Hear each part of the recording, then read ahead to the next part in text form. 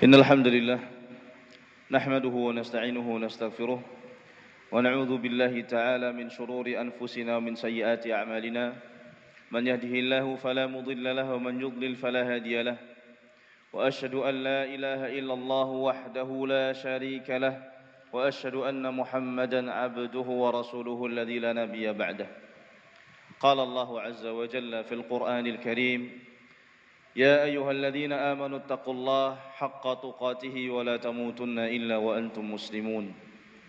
وقال جل وعلا: يا أيها الناس اتقوا ربكم الذي خلقكم من نفس واحدة وخلق منها زوجها وبث منهما رجالا كثيرا ونساء واتقوا الله الذي تساءلون به والأرحام إن الله كان عليكم رقيبا. وقال سبحانه وتعالى: يا أيها الذين آمنوا اتقوا الله وقولوا قولا سديدا يصلح لكم أعمالكم ويغفر لكم ذنوبكم ومن يطع الله ورسوله فقد فاز فوزا عظيما. أما بعد فإن أصدق الحديث كتاب الله وخير الهدى هدى نبينا محمد صلى الله عليه وسلم وشر الأمور محدثاتها فإن كل محدثة بدعة وكل بدعة ضلالة وكل ضلالة في النار. Ma'asyiral muslimin, sidang Jumat yang dirahmati oleh Allah. Di hari-hari ini isu-isu tentang politik baik di luar negeri ataupun di dalam negeri sedang santer diberitakan. Mulai dari pemilihan presiden Amerika yang baru, kemudian juga di dalam negeri isu-isu tentang khilafah, ada yang pro, ada yang kontra. Semua ini bagi kita yang peduli tentang negara dan juga agama tidak boleh diam. Kita harus belajar seperti apa sebenarnya politik Islam itu, seperti apa sebenarnya syariat Islam itu di dalam mengatur negara. Ketika salah satu kandidat presiden Amerika mengutip sebuah hadis dari hadis Nabi SAW untuk mencari simpati orang-orang Islam di Amerika sana dan di seluruh dunia. Miris, kita menemukan sebagian kaum muslimin menuliskan komentar-komentar yang berisi tentang penggantungan harapan kepada orang-orang kafir. Ya, mereka menggantungkan harapan kepada orang-orang kafir akan kejayaan Islam. Kita katakan kalla thumma kalla, tidak akan terjadi. Padahal Allah Subhanahu wa taala sudah mengatakan dalam Al-Qur'an, "Walan tarda ankal yahudu walan nasara hatta tattabi'a millatahum." Tidak akan ridha kepadamu orang-orang Yahudi dan juga Nasrani sampai engkau mengikuti agama mereka. Allah Subhanahu wa taala dalam surat Nur ayat 55 mengabarkan kepada kita, "Wa'adallahu alladhina amanu minkum la yastakhlifannahum fil ardh كما استخلف الذين من قبلكم أو من قبلهم ولا يمكنن دينهم الذي ارتضى لهم ولا يبدلنهم من بعد خوفهم أمنا يعبدونني لا يشركون بي شيئا." Allah Subhanahu wa taala telah berjanji kepada orang-orang yang beriman di antara kalian, Allah akan jadikan mereka khalifah-khalifah di muka bumi ini, orang-orang yang memakmurkan bumi. Sebagaimana Allah SWT titipkan bumi ini kepada orang-orang sebelum mereka. Dan Allah SWT akan kokohkan agama yang Allah telah ridhai untuk mereka. Dan Allah SWT akan menggantikan ketakutan mereka dengan keamanan. Dengan syarat, ya'budunani, mereka menyembahku, kata Allah SWT, wala yusyrikuna bi syai'a, dan mereka tidak menyekutukan sesuatu pun denganku, kata Allah SWT. Jadi tidak mungkin kalau kita ingin khilafah Islamiyah tegak, kemudian masih ada orang-orang Islam yang menggantungkan harapan kepada orang-orang kafir. Allah SWT berjanji hanya kepada orang-orang yang beriman akan dijadikan jaya di muka bumi ini dengan syarat tauhid. Ya'budunani la yusyrikuna bi syai'a. Mereka menyembahku dan mereka tidak menyekutukan denganku sesuatu apapun. Jamaah yang dirahmati oleh Allah, oleh karenanya selain kita belajar tauhid, bagaimana kita mendirikan akidah yang benar di dalam hati kita, iman yang benar di dalam hati kita. Islam di dalam mengatur negara juga punya undang-undang, juga punya aturan-aturan. Karena Allah Subhanahu wa taala tidak memerintahkan kita dengan diutusnya Nabi Muhammad SAW hanya untuk berdiam diri di masjid, hanya untuk salat, hanya untuk beribadah, puasa, tidak. Akan tapi ada syariat, dan syariat ini adalah undang-undang yang dibuat oleh Rabbul Alamin, Tuhan semesta alam, bukan buatan manusia, bukan buatan Napoleon Bonaparte, bukan buatan Belanda, bukan buatan Indonesia, tapi yang membuat adalah Allah Subhanahu wa taala yang menciptakan manusia, menciptakan alam semesta.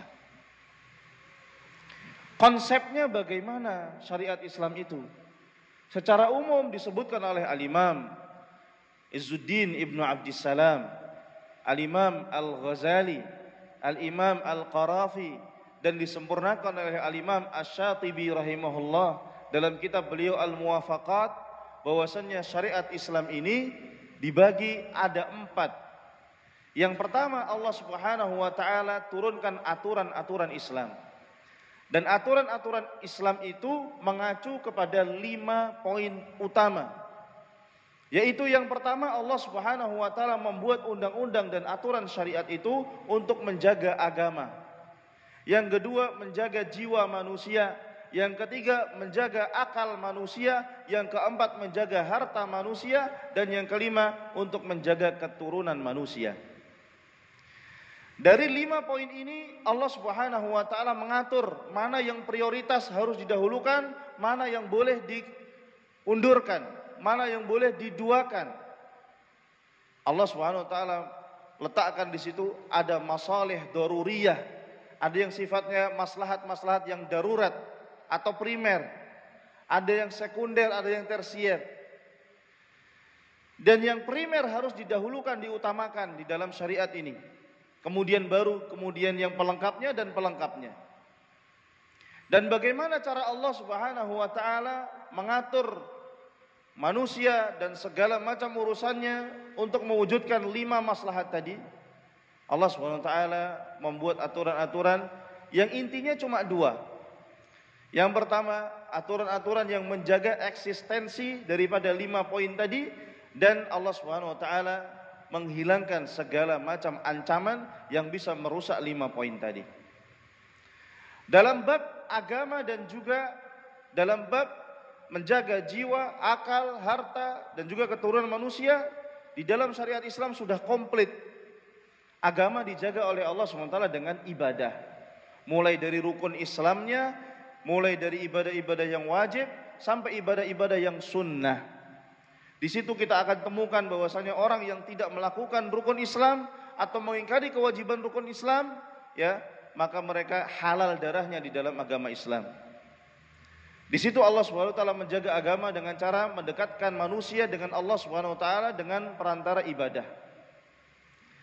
Kemudian di dalam menjaga jiwa manusia dan akal manusia ada aturan-aturan seperti makan, minum, pakaian, tempat tinggal, dan segala macam yang mirip-mirip dengan ini diatur juga dalam agama kita. Ada yang halal, ada yang haram, ada yang mubah, ada yang makruh, ya. Semuanya telah diatur di dalam aturan Islam. Detail sekali. Kalau kita baca kitab-kitab fikih, kita akan temukan bahwasannya cara bersuci dari A sampai Z lengkap. Mulai dari kalau pakai air bagaimana, kalau enggak ada air bagaimana, kalau mandi bagaimana, bahkan cebok bagaimana, ada aturannya semuanya. Aturan manusia undang-undang enggak sampai seperti ini detailnya. Kemudian untuk menjaga harta dan juga keturunan manusia ada bab namanya bab muamalat. Semua yang mengandung akad-akad ada di situ. Mulai dari akad jual beli, akad sewa menyewa, akad hibah menghibah, kemudian akad wakaf, akad sedekah, semuanya ada di situ. Sampai menjaga keturunan manusia ada akad pernikahan, ada akad perceraian, ada hak asuh, semuanya diatur di situ. Bayangkan ketika kita menerapkan ini semua, maka kita akan mendapatkan sebuah undang-undang dengan aturan yang sangat detail dan rapi. Semuanya sudah ditulis di dalam kitab-kitab fikih Islami dan berdasarkan dalil-dalil dari Al-Quran, dari Sunnah, dari Ijma', dari Qiyas, dan dalil-dalil yang lain yang di dalam mazhab Imam Malik sampai 12 dalil. Seorang ahli sosiologi Perancis namanya Gustave Le Bon, dia punya buku judulnya Peradaban Arab. Dia orang Nasrani. Dan di dalam buku itu dia menyesalkan kenapa dulu ekspansi tentara-tentara Islam tidak sampai menguasai seluruh Eropa. Kalau seandainya itu terjadi, maka negara Eropa akan lebih maju berkali-kali lipat daripada yang sekarang, kata dia. Bahkan Napoleon Bonaparte ketika dia ingin membuat negara Perancis ketika itu menyatukan orang-orang Eropa, dia butuh satu undang-undang yang bisa menyatukan mereka semua. Disebutkan oleh Gustave Le Bon di situ bahwasanya si Napoleon Bonaparte ini mengambil sebuah kitab dari fikih mazhab Imam Malik, yaitu Syarh Dardir ala Mukhtasari Khalil, dan kitabnya masih ada sampai sekarang dipelajari. Dibuang bab ibadah karena mereka bukan orang Islam, gak perlu menjaga agama Islam. Tapi mereka butuh untuk menjaga jiwa manusia, akal manusia, harta manusia, dan keturunan manusia. Lengkap semuanya di situ. Bahkan para ulama menyebutkan undang-undang yang dipelajari di kampus-kampus di barat sana masih mirip kata-katanya dengan kitab-kitab yang ada di fikihnya mazhab Imam Malik. Artinya apa? Kita ini kaya, kita ini sudah punya semuanya, tinggal kita mau belajar atau tidak. Nah, di tengah maraknya isu-isu tentang khilafah, politik seperti ini, harusnya kita sebagai seorang muslim yang peduli mulai belajar, melihat sebenarnya seperti apa agama saya itu. Sebagaimana Islam mengatur tentang ibadah dan juga akidah, mengatur tentang ibadah di masjid, dengan tentang hubungan kita sesama muslim, Islam mengatur negara secara luas. Masa kita tidak pengen tahu? Ya, padahal buku-bukunya ada. Sudah ditulis oleh ulama-ulama kita sejak ribuan tahun yang lalu. 1000 tahun lalu udah ditulis. Sekarang kita sudah tahun 1400 lebih. 1442. Ya. Seharusnya yang namanya pendidikan manusia itu dibangun berdasarkan pengalaman. Disempurnakan dari satu generasi ke generasi yang lain. Seperti teknologi Bapak-bapak sekalian. Teknologi begitu. Mulai yang awalnya 1G, 2G, 3G, 4G, sekarang sudah 5G. Tapi kenapa ilmu agama kita makin mundur? Para ulama dulu sudah mengumpulkan hadis, disimpulkan, dibuat menjadi bab-bab tertentu. Buku ini buku salat, ini buku puasa, ini buku politik, sudah disempurnakan oleh ulama kita. Sekarang kita tinggal baca, malah peran kita hilang. Kita nggak mau baca, kita nggak belajar, ya, akibatnya apa? Islam hilang. Seakan-akan tidak ada Islam di muka bumi ini, karena kita tidak menjadi penerus para ulama kita. Buku-buku itu nggak bisa jihad sendiri. Buku-buku itu nggak bisa untuk menyebarkan ilmu kita.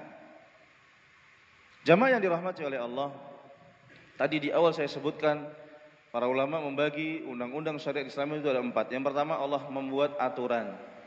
Yang kedua, Allah Subhanahu wa taala membuat aturan tidak seperti manusia yang dipaksakan begitu saja. Tapi Allah Subhanahu wa taala memberikan kesempatan untuk paham dulu. Orang kalau belum paham nggak dihukum dalam Islam. Orang kalau lupa nggak dihukum. Orang kalau belum tahu nggak dihukum dalam Islam. Nah, pahamnya seperti apa? Seperti apa memahami syariat Islam? Insyaallah kita akan lanjutkan di khutbah yang kedua. Aqulu qauli hadza wa astaghfirullah li wa lakum wa lisairil muslimina min kulli dzamb fastaghfiruhu innahu huwal ghafurur rahim.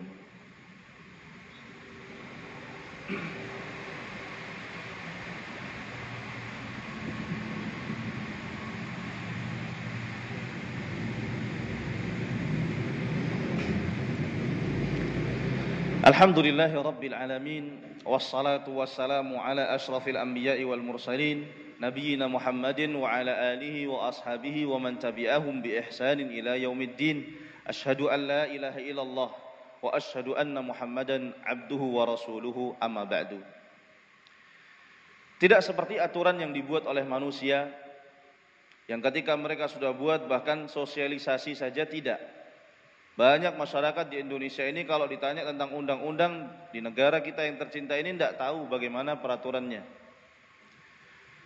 Maka bagaimana kita bisa mengharapkan sebuah tatanan masyarakat yang rapi? Tapi Islam tidak demikian. Islam memerintahkan para ulama dan juga setiap individu untuk berdakwah. Namun untuk memahami syariat Islam ini tidak sembarangan metode yang boleh dipakai. Memahami Al-Quran, memahami hadis Nabi SAW wajib menggunakan perantara bahasa Arab. Dan pola pikir bahasa Arab. Tidak bisa kita pahami dengan bahasa Indonesia, bahasa Jawa, bahasa Inggris atau bahasa-bahasa yang lain. Wajib dengan bahasa Arab. Karena bahasa Arab punya karakter sendiri, bahasa Arab punya kaidah-kaidah bahasa sendiri. Sangat lucu apabila kita melihat para akademis Islam memahami Al-Quran dengan rumus-rumus matematika. Dan kalau mereka ditanya bahasa Arab tidak paham. Akhirnya tafsir Al-Quran ini nyimpang kemana-mana.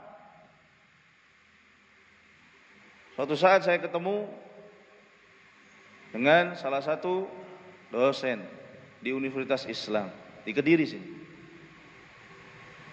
Saya sedang mengetik dengan bahasa Arab, beliau tanya-tanya, beliau cerita bahwasanya beliau adalah dosen di perguruan tinggi bahasa Arab atau perguruan tinggi Islam, mengajarkan tafsir Al-Quran. Masya Allah. Saya tanya, Anda paham bahasa Arab? Enggak. Bisa bahasa Arab? Enggak bisa. Loh bagaimana kok ngajar tafsir? Saya belajar ilmu tentang hubungan antara satu surat dengan surat yang lain, satu ayat dengan ayat yang lain. Contohnya apa? Dia bilang kalau Ustadz sakit gigi, baca surat Shad sampai habis, sembuh insya Allah. Itu referensinya dari mana saya tanya? Karena begini, kalau Anda lihat surat Shad itu adalah surat nomor 38. Dan jumlah gigi kita itu 38. Kaget kita melihat tafsir seperti ini. Ini cocok logi luar biasa. Cuma gara-gara surat Shad nomor 38, maka jumlah gigi 38, kalau sakit gigi baca surat Shad sembuh. Ini ulama mana nggak ada yang ngomong begini, Pak. Nah kalau begitu nanti semua yang nomor 38 bisa kita baca. Kalau pakai kaidah jenengan, nggak bisa jawab. Karena kaidahnya ini kaidah ngawur. Akan muncul standar-standar ganda banyak sekali nanti kalau kita menggunakan kaidah-kaidah seperti ini. Dan mirisnya akademisi Islam di universitas-universitas Islam banyak yang justru membenci bahasa Arab. Sampai-sampai pernah melamar pekerjaan kepada kami dan saya tanya bahasa Arab, mereka punya 2 ijazah. 1 ijazah syariah, 1 ijazah hukum. 2 S1-nya. Bahasa Arab gak penting katanya. Karena kita bisa belajar Islam dengan bahasa Indonesia dan Islam itu rahmatan lil alamin yang harusnya bukan hanya untuk orang-orang Arab. Saya bilang bukan begitu caranya rahmatan lil alamin. Rahmatan lil alamin secara kaidah bukan berarti kita bisa memahami bahasa Al-Quran dengan bahasa Indonesia. Karena Allah sudah memilih Al-Quran itu dengan bahasa Arab, hadis itu dengan bahasa Arab. Karena kesempurnaan bahasa itu. Kenapa enggak dengan bahasa yang lain? Karena Allah tahu bahasa yang lain tidak memiliki kosakata sebanyak bahasa Arab. Anda kalau cari kamus bahasa Indonesia, pernah enggak lihat kamus bahasa Indonesia 10 jilid? Bahasa Inggris 10 jilid, pernah lihat enggak? Kamus bahasa Arab ada yang sampai 70 jilid. Yaitu kamus Tajul Arus yang ditulis oleh Al-Murtada Az-Zabidi, 70 jilid. Itu saja sudah cukup untuk membuktikan bagaimana kehebatan bahasa Arab. Terus yang kedua, seandainya kita tidak paham bahasa Arab, kita dibohongi oleh orang yang ingin menyelewengkan, menyimpangkan makna-makna ayat Al-Quran, kita tidak tahu, nggak bisa mengoreksi. Nah Ustadz, kalau Anda hanya menggunakan bahasa Arab, berarti Anda benci ulama-ulama Nusantara. Ini korelasinya dari mana lagi? Ya, kadang-kadang kita yang ingin mengajak kepada kemurnian Islam dituduh seperti ini, dibenturkan dengan budaya Islam Nusantara. Gak ada hubungannya. Kita benci Indonesia, gak ada hubungannya. Kita belajar Islam ya dengan cara yang benar, memahami Al-Quran, Sunnah Nabi SAW, dan juga dengan ucapan-ucapan para sahabat, dan jalannya adalah dengan bahasa Arab. Cara memahaminya dengan bahasa Arab.